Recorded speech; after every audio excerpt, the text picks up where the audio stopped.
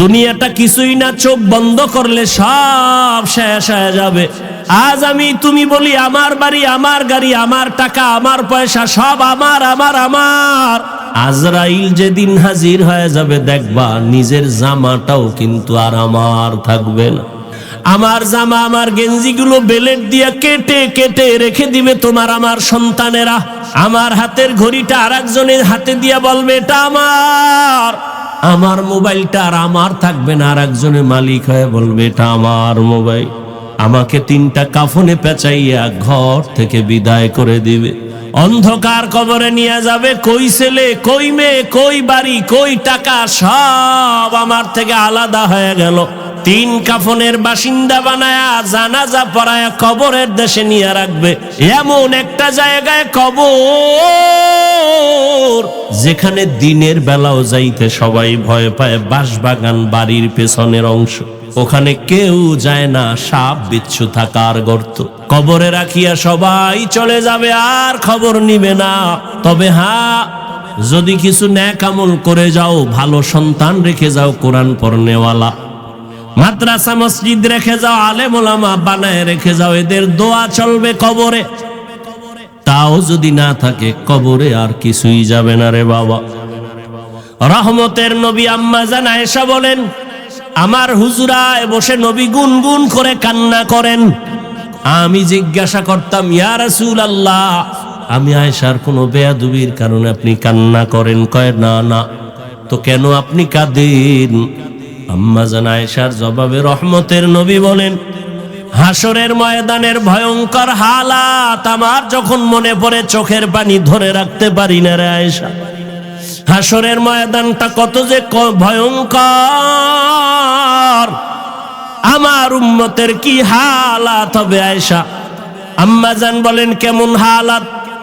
নবীজি বলেন, হাসরের ময়দানে নারী আর পুরুষগুলো উলঙ্গ, সবাই উঠবে। নারীরা উলঙ্গ, পুরুষেরা উলঙ্গ দাঁড়াবে। সূর্যটা মাথার উপরে নেমে আসবে। সূর্যের গরমে জমিনটা তামা হয়ে যাবে।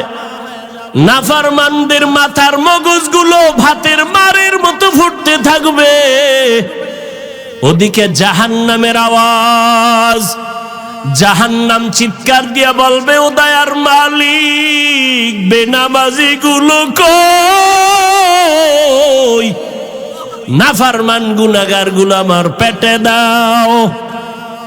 নবী বলেন, ওদিকে আমার আল্লাহ রাগান্বিত আওয়াজ দিয়া ফেলবেন, কুদরতের আওয়াজ দিবেন, বড় ভয়ঙ্কর আওয়াজ। লিমানিল মুলকুল ইয়াউম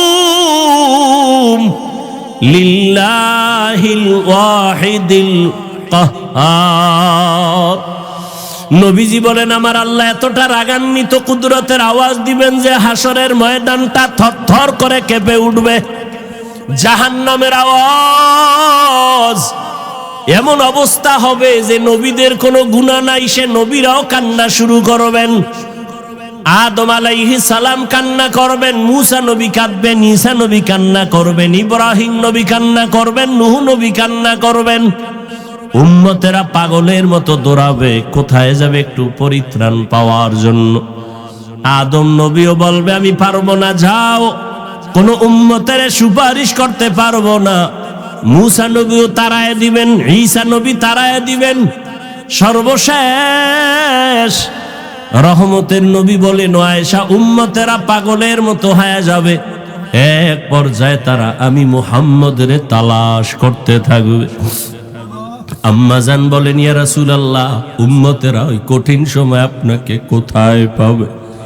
মায়ার নবী কাঁদেন আর বলেন, আয়েশা, ওই কঠিন সময় আমি একমাত্র আমার রবের সামনে সিজদায় পড়ে মাকামে মাহমুদে কান্না শুরু করব।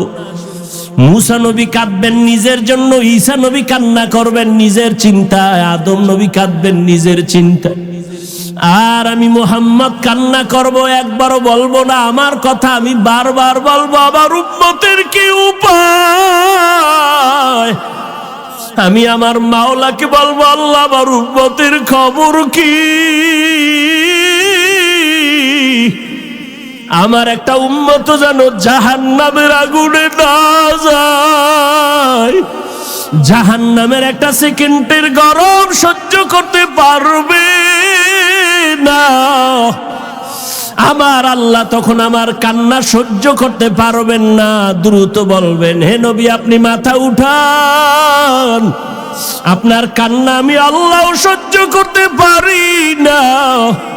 আমাকে তখন আমার আল্লাহ বলবে, যান আপনার উম্মতগুলো বাছাই করে করে জাহান্নাম থেকে জান্নাতের পথে নিয়ে যান। আমি তখন অর্ডার পাইয়া আমার গুনাহগার উম্মতগুলো বাছাই করে করে করে করে হাউজে কাউসারের কিনারায় নিয়ে দাঁড় করাবো। কারণ সূর্যের গরমে পানির এত পিপাসা, এতটা কঠিন, আমার উম্মতগুলোকে আমি ধরে ধরে হাউজে কাউসারের কিনারায় নিয়ে দাঁড় করাবো। আম্মা জান আয়েশা বললেন, ইয়া রাসূলুল্লাহ, কোটি কোটি কোটি মানুষের ভেতরে আপনার উম্মতের চিনবেন কিভাবে?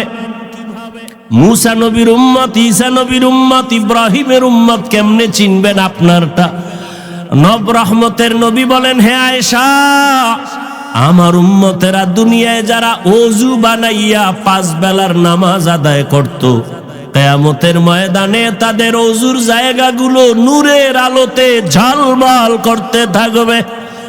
আমি দেখে দেখে ধরে ধরে বলবো, আয় আয় আয়, আমার উম্মতেরা আয়, হাউজে কাউসারের পানি আমার হাতে পান করে যাও। হাউজে কাউসারের গোড়ায় আমি নিজে পেয়ালা ভরে ভরে পানি দিব, আর উম্মতেরা পান করবে। এভাবে দিতে দিতে হঠাৎ করে উম্মতের লাইন এখন অনেক বড়, মাঝখানে পর্দা পড়ে যাবে। ফেরেশতারা পর্দা দিলা কেন? উম্মত এখনো তো বাকি আছে, ওদেরকে পানি পান করাবো। ফেরেশতারা বলবেন, ইয়া রাসূলুল্লাহ, এই উম্মতগুলো আপনার আসল উম্মত না, এগুলো ভেজাল। আপনি দুনিয়ার থেকে বিদায়ের পরে এই উম্মতগুলো জাহান্নামের পথে চলতে চলতে এতটাই বেপরোয়া হয়ে গেছে, নিজেও নামাজ পড়ে নাই, অন্য নামাজ পড়তো তাও পছন্দ করে নাই, কেউ আখিরাতের ময়দানে দৌড়াচ্ছে বারবার। স্কুলে পড়ে, কলেজে পড়ে, চাকরি করে, 5 বেলার নামাজ পড়ে দাড়ি কামায় না। এরকম যুবক নাই? মিথ্যা বলবা না। তুমি পারো না কেন? ওয়াজ সারা জীবন শুনে লাভ কি? এই কথার জবাব দাও, আর জীবনে ওয়াজ লাগবে না। তোমার মতো যুবক যদি স্কুল কলেজে পড়ে 5 বেলার নামাজ পড়ে, জবাব দাও তুমি পারো না কেন? আর ওয়াজের দরকার নাই, ওয়াজ তোমার এটাই যথেষ্ট। তুমি পারো না কেন? তোমার মতো যুবক র‍্যাব, আর্মি, পুলিশ, বিডিআরের চাকরি করে, 5 বেলার নামাজ পড়ে, দাড়িওয়ালা, সত্য বলো আছে না নাই? বিবেকটা দিয়ে জবাব দাও, তুমি পারো না কেন? ও আমার কলিজার যুবক, তোমার মতো যুবক তাকায় দেখো, রাস্তায় গাড়ি চালায়, ড্রাইভারি করে, 5 বেলার নামাজি, দাড়িওয়ালা আসেনি। তোমার বিবেক দিয়া জবাব দাও, তুমি কেন পারো না? তোমার কপালে কার বরদোয়া লাগছে? তোমার উপরে বুঝি আমার আল্লাহ বেজার হয়ে গেল নাকি? আমি হুজুর হইতে বলছি, আমি হুজুর হইতে বলি নাই, হুজুর বানাইতেও আসি নাই। বাংলাদেশে হুজুর অনেক বাইরে গেছে, হুজুর লাগবে না। আমার দেশে এখন হুজুরের অভাব নাই, আদর্শবান ডাক্তারের অভাব, আদর্শবান ইঞ্জিনিয়ারের অভাব, আদর্শবান ডিসিএসপি, এমপি, মন্ত্রীর বড় অভাব। আজকে যদি আমার দেশের প্রত্যেকটা থানা, জেলার ওসি, এসপি, ডিসি যদি আদর্শবান নামাজি হতো, জমিনের মধ্যে কোরআনের বয়ান চলতো, কোনো মাস্তান বাধা দেওয়ার চিন্তাই করতো না।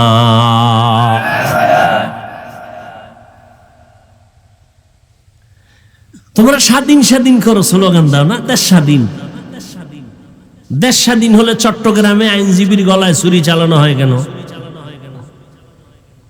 দেশ স্বাধীন হলে বাড়িঘরে আগুন লাগে কেন? দেশ স্বাধীন হলে বক্তার ওয়াজে বাধা কেন এখনো? আলহামদুলিল্লাহ আমারটাই দিতে পারে না, আমি তো ওপেন ঘোষণা দিছি, যারা ওয়াজে বাধা দিব ওদের নাম লিস্টি করে আমাকে দাও এবং কি বলতে চায় রেকর্ড করে ফেলো। ওই জালেমের বিরুদ্ধে আমি আবার নতুন ভাবে বাংলাদেশে আন্দোলনের ডাক দিব, নতুন ভাবে আন্দোলন হবে সমস্ত জালেমের বিরুদ্ধে। সরমনের মাঠে বলে আসছি না, দুই গরুয়ে ধান খায়, মালিকে বেদ দিয়ে একটার উপরে বাড়ি মারছে আর একটা দৌড় দিছে। মালিক কয় তোরে তো বাড়ি দি নাই, দৌড় দাও কেন? কয় এর পরের সিরিয়াল আমার। হ্যাঁ, কারো বিপদে লাফাইও না, নিজেও গাট্টি রেডি রাখো। আলেমদের সাথে বেদবি করবা, গাট্টি রেডি রাখো।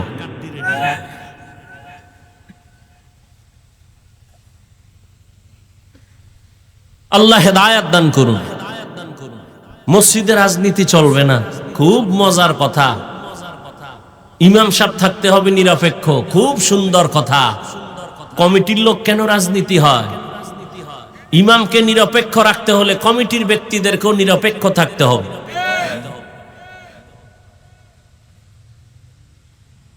আর ওলামায়ে কেরাম যদি রাজনীতির কথা বলে, পবিত্র কোরআনের আয়াত দিয়া কথা বলবেন, পচা ধান্দাবাজি চান্দাবাজির কথা বলবেন না। যদি কেউ বলে ইসলামে রাজনীতি নাই, তার ইমানই তো চলে যাবে।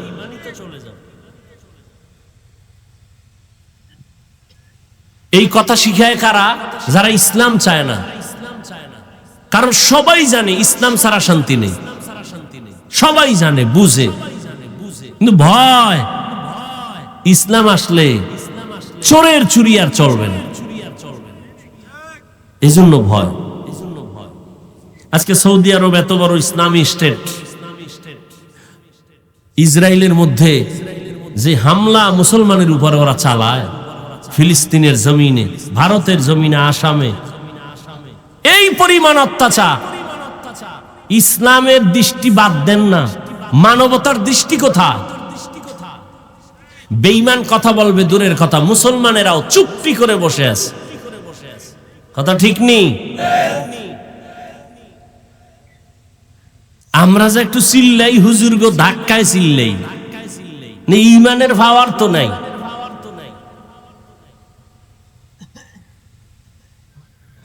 আল্লাহ সব ভাইকে হেদায়েত দান করুন, মুসলমানদের ইজ্জতের হেফাজত করেন।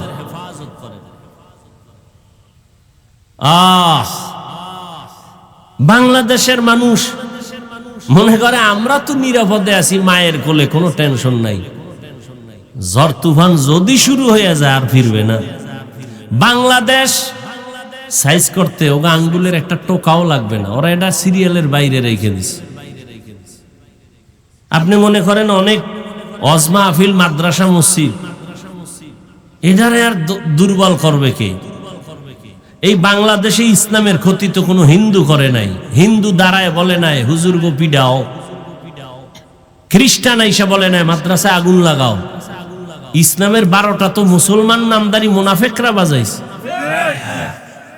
এই যে আমি কথাগুলো বলছি, আপনারা শুরুর থেকে শুনছেন, ঠিক এই বয়ানটা আগামী জুমায় কোনো ইমাম সাহেব করুক না মসজিদে, বলবে হুজুর 1 মাসের জন্য বাড়িতে বেড়াই আইয়েন।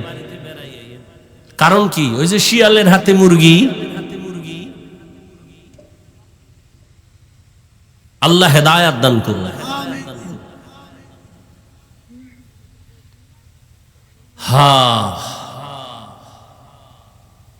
পরকাল জিন্দেগির জন্য কি হিসাব মিলাও রে বাবা।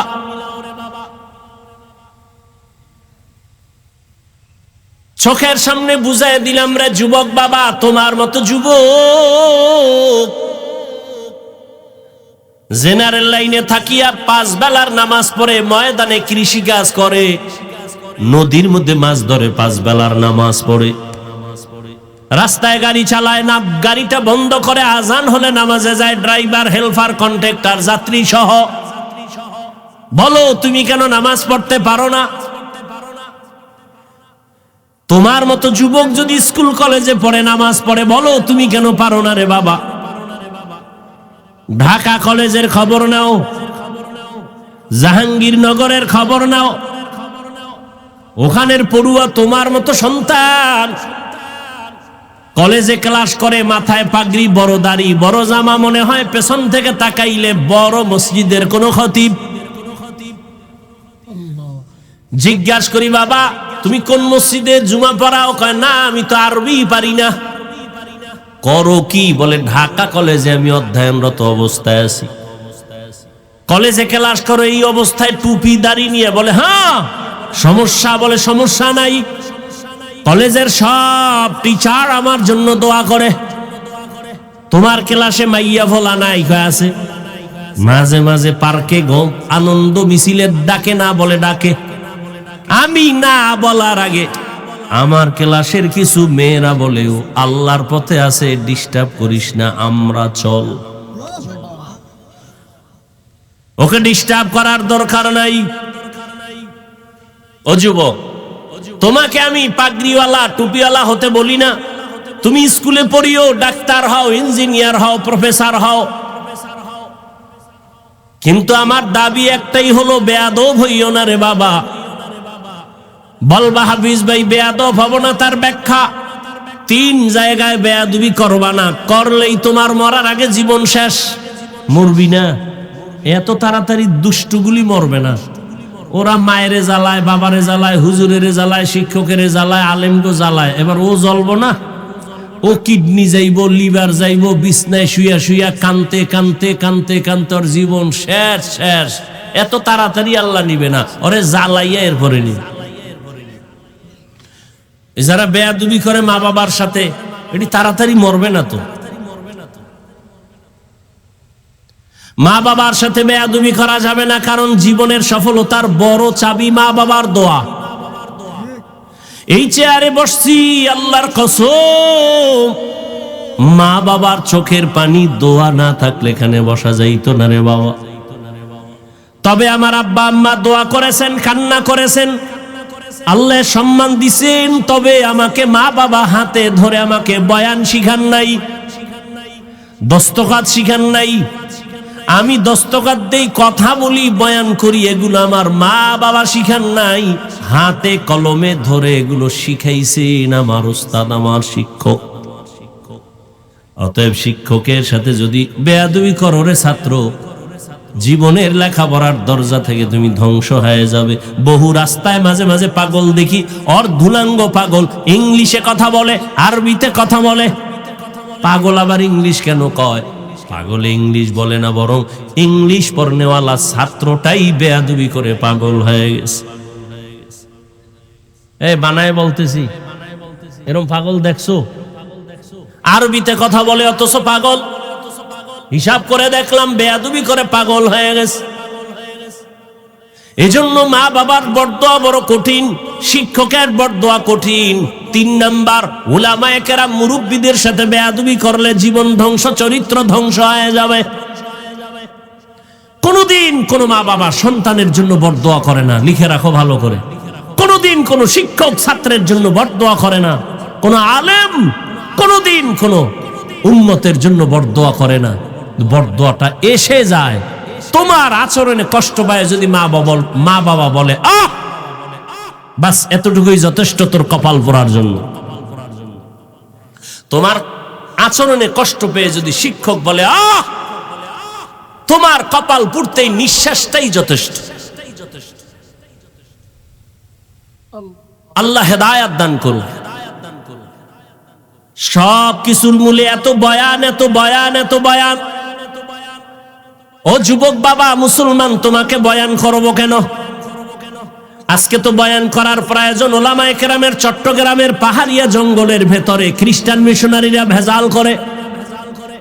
আজকে তো ওলামায়ে কেরাম বেশি বেশি বয়ান করবেন, পঞ্চগড়ে টাকা দিয়ে কাদিয়ানি বানায়। কিন্তু কই, 1 সেকেন্ড পঞ্চগড়ে যাওয়ার সময় নাই। 12টা মাস দিন নাই রাত নাই, গাধার মতো দৌড়াই সারা দেশে, পায়ে ধইরা ধইরা বয়ান করি। একজনকেও বলি না আমার দলে আসো, পাও ধরে ধরে ধরে ধরে বিনয়ের সাথে বয়ান করি। ও মা বোনেরা, ও বাবাজিরা, ও বৃদ্ধ বাবাজি, ও যুবক বাবারা, আমি পাঁচকুল্লি পড়েছি, তোমরাও পড়ো, একবারও বলি না। আমি কওমি মাদ্রাসায় লেখাপড়া করেছি, তোমরাও কওমিতে যাও, একবারও বলি না। আমি পীর সাহেবদের মুরিদ, তুমি পীরের কাছে যাও, একবারও বলি না। আমি তাবলিগের লাইনের সন্তান, তুমিও তাবলিগে যাও, বলি না। কি বলি বাবা? মা বাবার দোয়া নিয়ে চলো, শিক্ষকের নেক নজর লাগায় চলো, ওলামায়ে কেরামের দোয়া নিয়ে আগাও। ডাক্তার হবা তো সম্মানের ডাক্তার হও, ইঞ্জিনিয়ার হবা দেশব্যাপী সম্মানিত ইঞ্জিনিয়ার হও, প্রফেসর হবা তো দেড় জোড়া সম্মানের প্রফেসর হয়ে যাও। এমন ডাক্তার আমার দেশে আছে যে বিদেশওয়ালারাও তাকে হায়ার করে নিয়ে যায় টাকা চিকিৎসার জন্য। এটা সম্মান না? আল্লাহ তোমারে পারে না? পারে না? মা বাবার সাথে বেদবি করো, আরো আগে পারবে।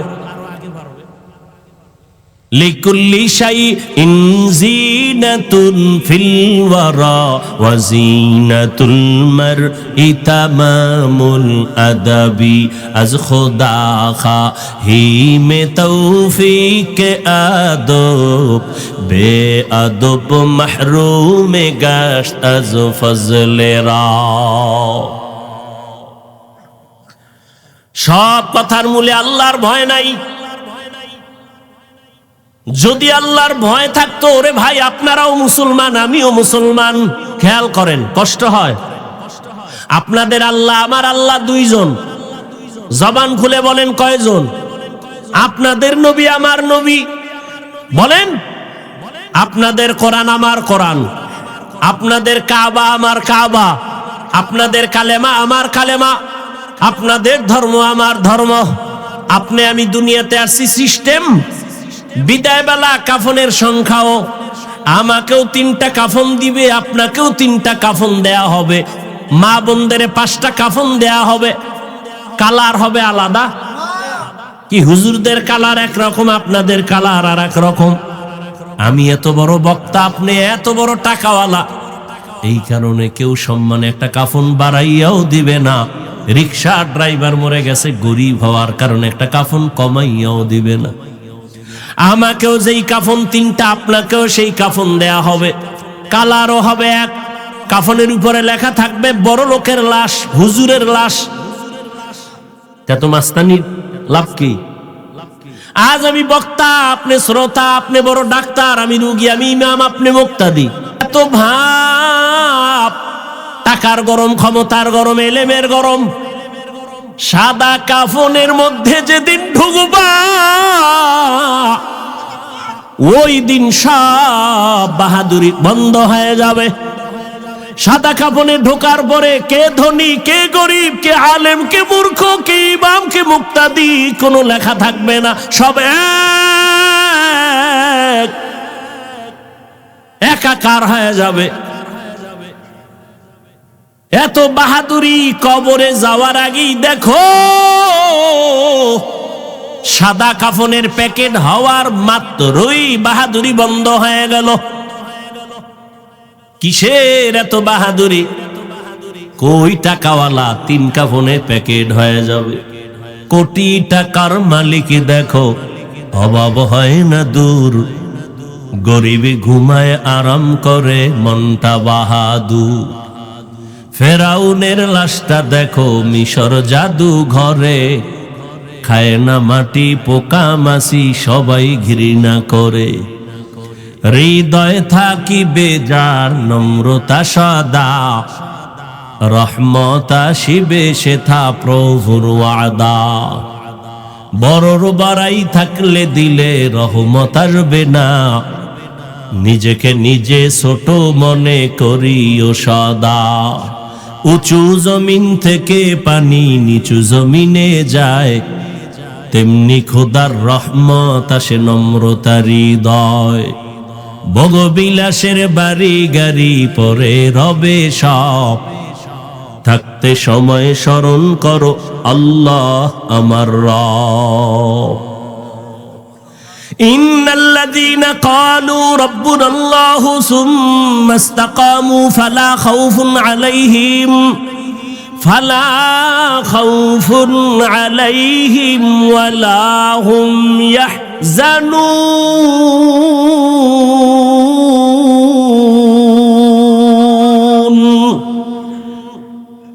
যে ব্যক্তি আমার আল্লাহকে রব বলে স্বীকার করবেন এবং এই রবকে মানিয়া জীবনটা চালাবে, আল্লাহ বলেন তোমার দুনিয়ায় পেরেশানি নাই, আখিরাতেও ভয় নাই, আমি আল্লাহ কুদরতের দ্বারা তোমাকে বিনা হিসাবে জান্নাত দিয়ে দিব।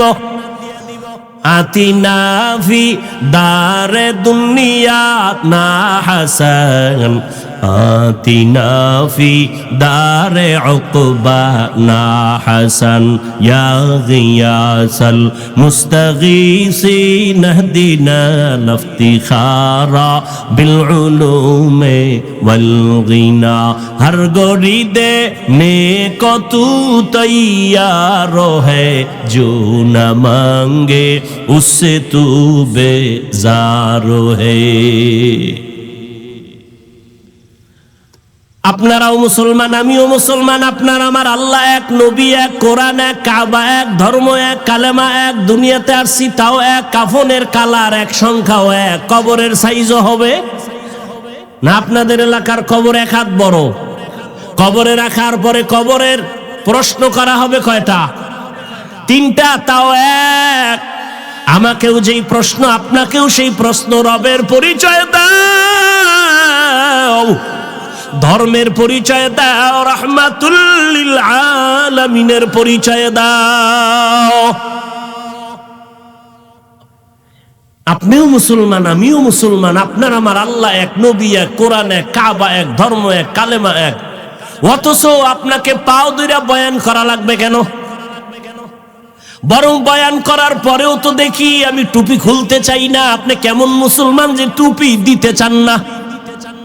আমি পাও ধরে ধরে বলি ভাইজান দাড়িটা লম্বা করেন, আমি দাড়ি কাটতে চাই না। আপনি কেমন মুসলমান যে দাড়ি রাখতে চান না? আমিও মুসলমান, আপনিও মুসলমান, আমি মসজিদে না ঢুকলে লজ্জা পাই। আপনি কেমন মুসলমান যে মসজিদে ঢুকতে গেলে লজ্জা পান? আমিও মুসলমান, আপনিও মুসলমান, আমি বেপর্দায় চলতে গেলে লজ্জা পাই। আপনি কেমন মুসলমান যে পর্দা করতে গেলে লজ্জা পান? কপাল বুঝি পুড়িয়ে গেছে রে যুবক। আর কপালটা যদি পুড়িয়াই যায়, আমি হাফিজুর রহমান কেন, মক্কা মদিনার ইমাম কেন, স্বয়ং রসুলেও যদি বয়ান করে কপাল খুলবে না। যেই রসুলকে একটা নজর দেখা মাত্র জাহান্নামের আগুন হারাম হয়ে যায়, কেমন মায়ার নবী চিনলি না রে যুবক? যেই মায়ার নবীর চেহারা মোবারক এত সুন্দর, যেই রহমতের নবীকে এক নজর দেখলে পেটের ক্ষুধা থাকে না, কেমন মায়ার নবী!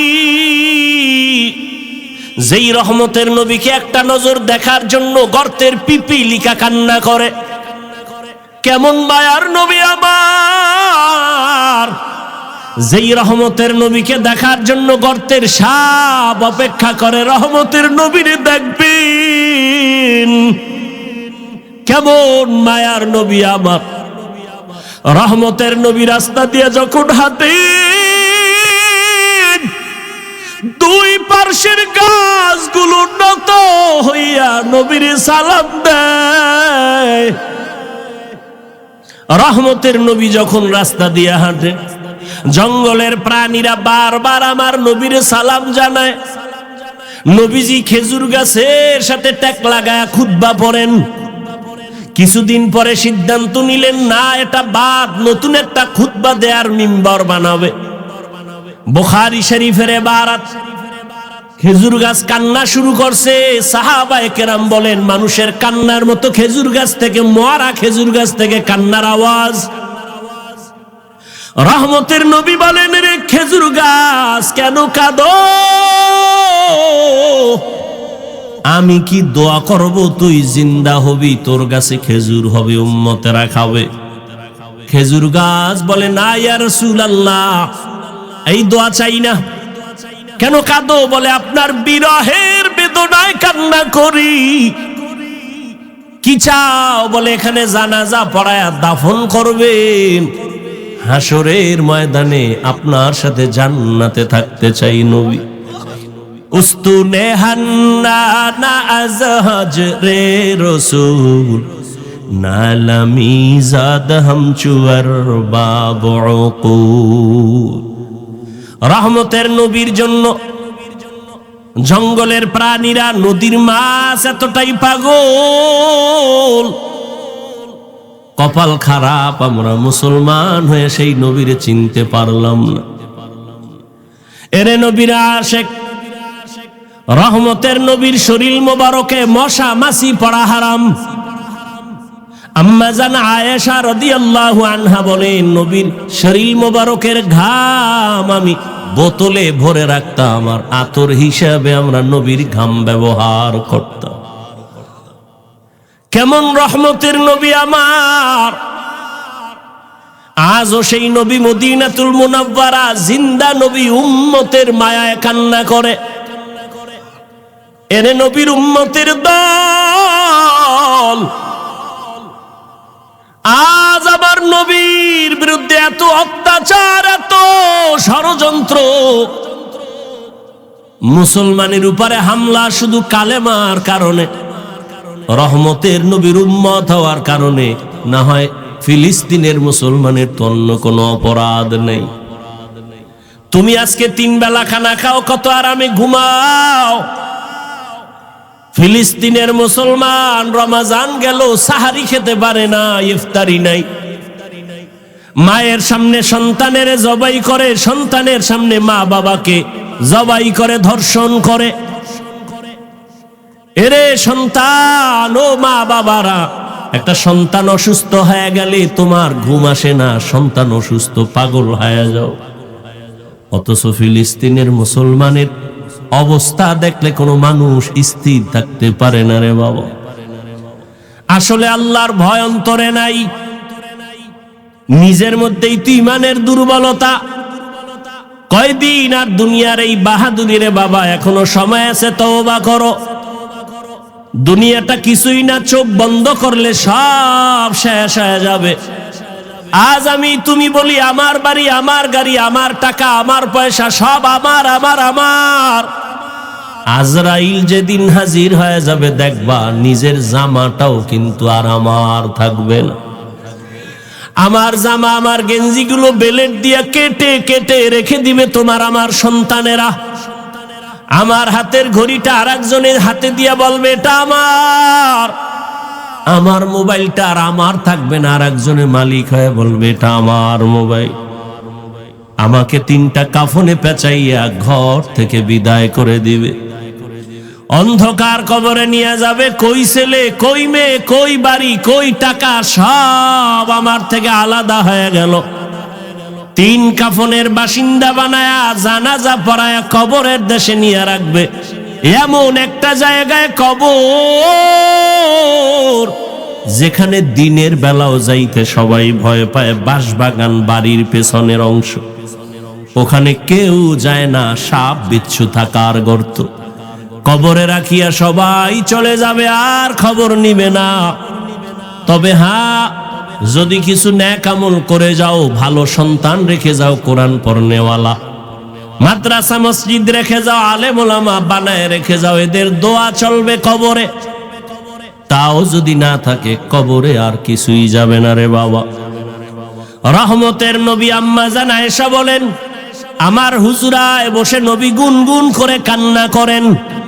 আমি জিজ্ঞাসা করতাম, ইয়া রাসূলুল্লাহ, আমি আয়েশার কোনো বেয়াদবির কারণে আপনি কান্না করেন? কয় না না। তো কেন আপনি কাঁদেন?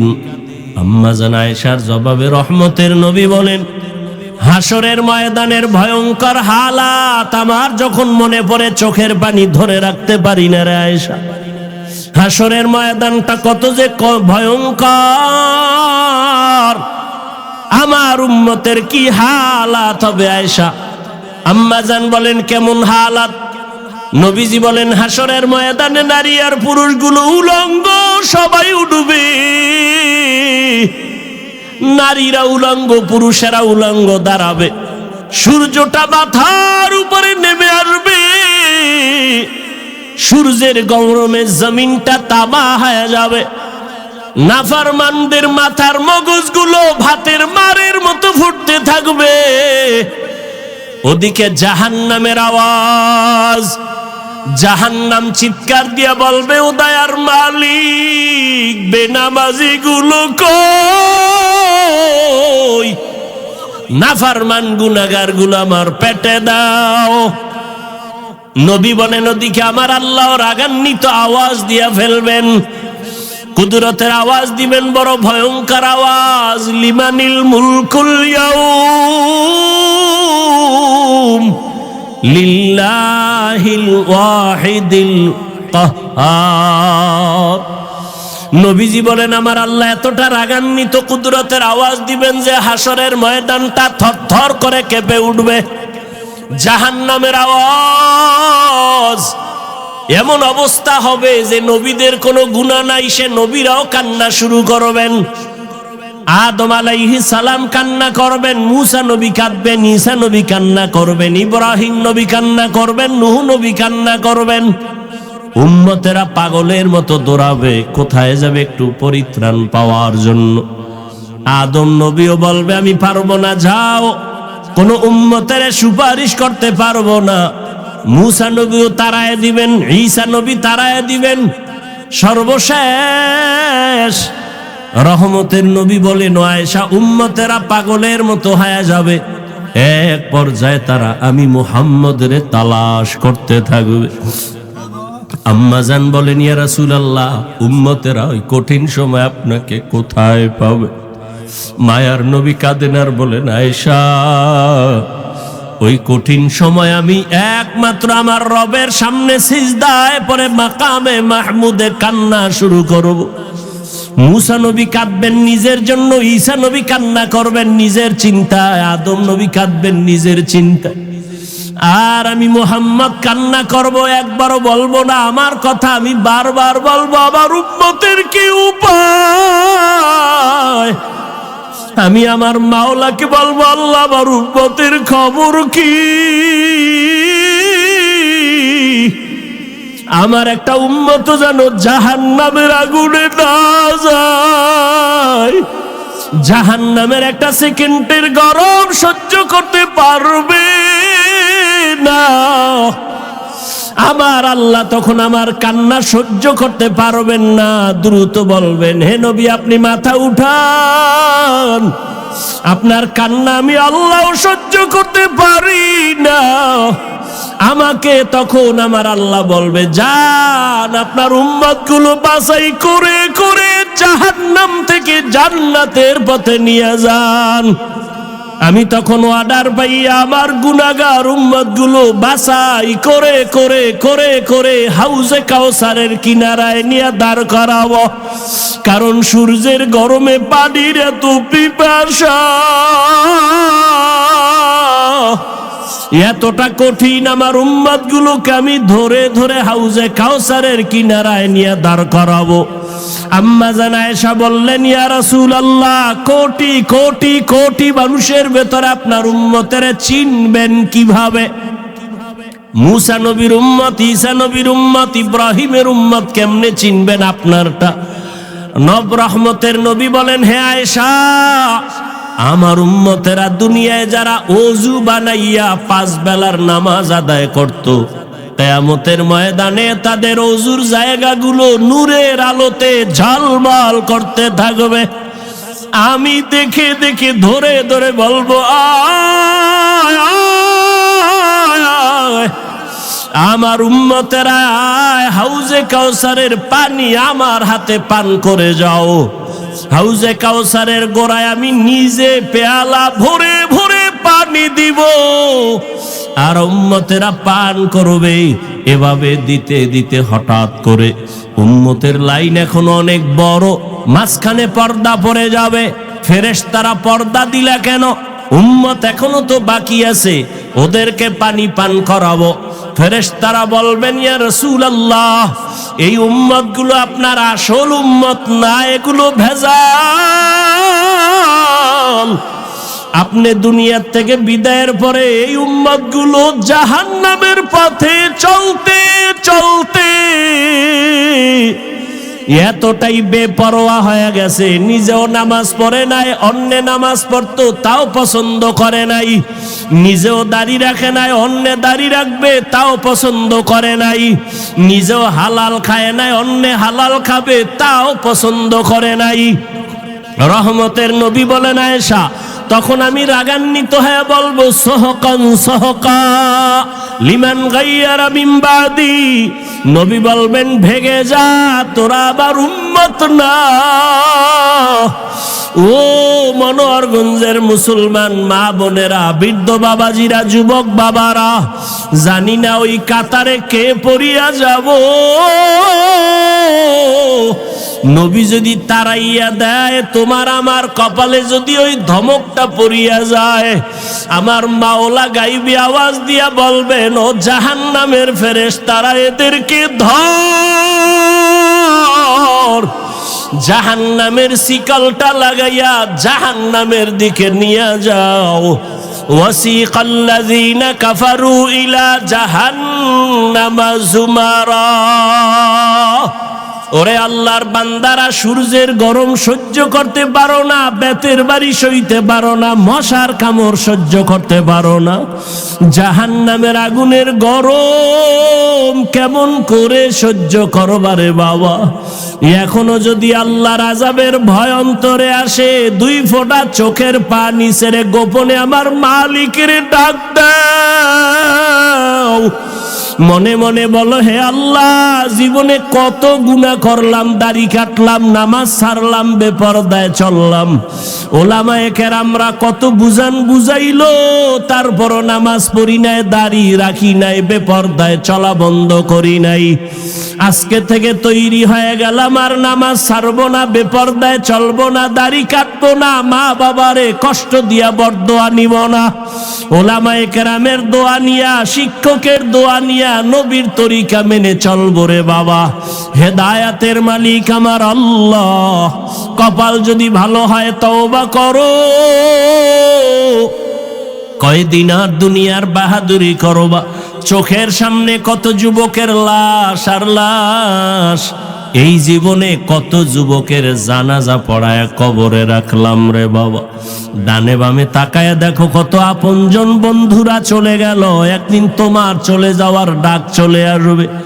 ওই দিনটা আসার আগে তওবা করে নাও। মা বাবার দোয়া নিয়া, শিক্ষকের দোয়া নিয়া, উলামায়ে কেরামের পরামর্শ নিয়া নবীর আদর্শে জীবনটা গড়াও। মরিয়া গেল তুমি অমর হয়ে থাকবে, নবীর আদর্শের মালা গলায় লাগাও। আর নামাজ ছাড়িও না, দাড়ি কাটিও না, বেপরদায় চলিও না রে বাবা। তওবা করে না ও বৃদ্ধ বাবাজি, ও পর্দার আড়ালের মা বোনেরা। আপনার মতো কত মা স্বামীর মাল হেফাজত করে, পর্দা করে, নামাজ পড়ে, মোবাইলে সময় নষ্ট করে না। আপনারা কেন পারবেন না? নিজেও সঠিক পথে চলেন, স্বামীর মাল হেফাজত করেন, সন্তানটাকে আদর্শবান কোরআন পড়নেওয়ালা ডাক্তার বানায় যান, ইঞ্জিনিয়ার বানায় যান। কোরআন পড়ে পড়ে সন্তান দোয়া করবে, নামাজ পড়বে, জীবনটা ধন্য হয়ে যাবে। ও আল্লাহর বান্দারা, তওবা করার মতো যদি অন্তর তৈরি হয়, মুনাফিকি অন্তরে যদি না থাকে, খাঁটি তওবার নিয়ত যাদের আছে, 2টো হাত আমার আল্লাহকে দেখাইয়া দাও। আয় আল্লাহ, আমাদের হাতগুলো কবুল করে নেন, তওবা কবুল করে নেন, তওবার উপরে মজবুত হইয়া চলার তৌফিক দান করেন, আমিন। আলহামদুলিল্লাহি রাব্বিল আলামিন, والصلاة والسلام على سيد الأنبياء والمرسلين وعلى آله وأصحابه أجمعين يا أرحم الراحمين يا أرحم الراحمين يا أرحم الراحمين رب ارحمهما كما ربياني صغيرا اللهم إنك عفو كريم تحب العفو فاعف عنا اللهم إنا نسألك رضاك والجنة ونعوذ بك من سخطك والنار اللهم إنا نعوذ بك من البرص والجنون والجذام وسيء الأسقام اللهم اجعلني في عيني صغيرا وفي أعين الناس كبيرا ربنا ظلمنا أنفسنا وإن لم تغفر لنا وترحمنا لنكونن من الخاسرين ربنا لا تزغ قلوبنا بعد إذ هديتنا وهب لنا من لدنك رحمة إنك أنت الوهاب ও দয়ার মালিক কুদরতের নজর দিয়ে দেখেন উলামায়ে কেরাম মুরব্বি হাজী সাহেব কত ব্যবসায়ী চাকরিজীবী পর্দার আড়ালের মা বোনেরা যুবক ছাত্র বাবারা গুনার বোঝা নিয়ে হাজির তওবার নিয়তে হাত তুলেছি রে আল্লাহ আর গুনাহ করব না আর নাফরমানি করব না গুনার কারণে আমার হাত না পাক আমার চোখ না পাক আমার জিহ্বা না পাক আমার অন্তর না পাক শয়তানের ধোঁকায় পড়ে অন্যায় করেছি দয়া করে ক্ষমা চাই আর গুনাহ করব না রে আল্লাহ গুনাহ নিয়ে কবরে যেতে চাই না জাহান্নামের গরম সহ্য করতে পারবো না রে আল্লাহ আয় আল্লাহ আমরা আপনার আদরের নবীর উম্মত মেহেরবানি করে আমাদের সকলের জীবনের গুনাহগুলো মাফ করে দেন আয় আল্লাহ সুন্নাতওয়ালা জিন্দেগি দান করেন আয় আল্লাহ নবীজির রওজা মোবারকে গিয়া সালাম দেওয়ার তৌফিক দান করে আয় আল্লাহ বাইতুল্লাহর গিলাফ ধরে লাব্বাইক বলার তৌফিক দান করেন আয় আল্লাহ মাহফিল কবুল করে নেন আয়োজনকারী সহযোগিতাকারীদের কবুল করে নেন সারা দুনিয়াবাসীকে মাফ করে দেন ফিলিস্তিনের মুসলমানের কান্নার আওয়াজ আয় আল্লাহ সহ্য করা যায় না কুদরতের নজর দিয়া রহমতের চাদর বিছায়া দেন আল্লাহ জালেমদের জুলুম থেকে হেফাজত করেন আল্লাহ মুসলমানের ঈমান ও আমলে ইজ্জতের হেফাজত করেন জালেমদের ধ্বংস করে দেন আল্লাহ জালেমদের ধ্বংস করে দেন আল্লাহ জালেমদের ধ্বংস করে দেন আল্লাহ আয় আল্লাহ সারা দুনিয়ার মুসলমানদের হেফাজত করেন বাংলাদেশ শান্তির দেশ বানায় দেন আয় আল্লাহ জুলুম থেকে দেশ ও জাতিকে হেফাজত করেন আয় আল্লাহ মেহেরবানি করে আমাদের সবাইকে দিনের জন্য কবুল করে নেন মা বোনদের আবেদা পর্দাওয়ালা বানায় দেন সন্তানগুলো নেককার বানায় দেন আয় আল্লাহ